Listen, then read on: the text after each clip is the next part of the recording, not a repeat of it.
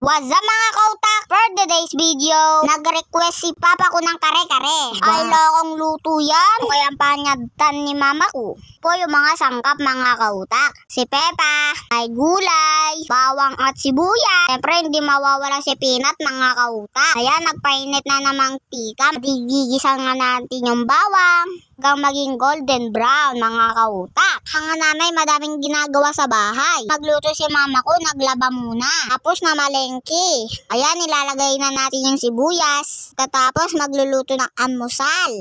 Maglilipit ng higan. Pag nagisa na yan mga kautak, naglagay siya dyan ng atswiti mga kautak. Tapos magandang kulay, maputla. Kung sasabihin nila yung mga nanay nasa bahay lang. Lalagay na po ni mama ko yung peanut. Nawa niya, ginisa niya yung peanut dyan mga kautak. Wow. Tipo nila, mas masarap ginisa. Wow. Parang naamoy ko na mga kautak. Kaya kayo mga kautak, mga bata dyan, kung kaya nyong gawin, nang ituutos sa nanay nyo. Tipo marami silang ginagawa sa bahay. Naglagay si mama ko ng paminta dyan mga kautak. At nilagyan niya din po ng tubig para hindi masunog si peanut.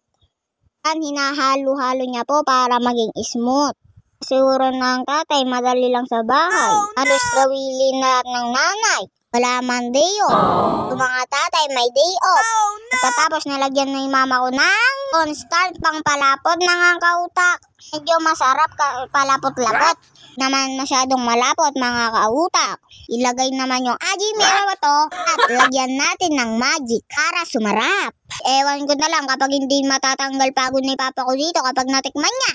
Lalangoy na si Pepa. Tilang si Pepa mga kautak. Di po kasi nakabili ng baka. Tuwalya ng baka mga kautak. Tumuyo na lalagay na ang sitaw. Mga bata, kumain kayo ng mga sitaw.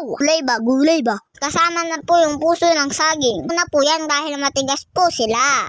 Medyo papalambutin natin ng maluto. Limuto. Hakok lang po yung pagkaluto. Medyo crispy. Pa din po klase ng pagluto sa kare-kare. Kanya-kanya silang recipe at technique.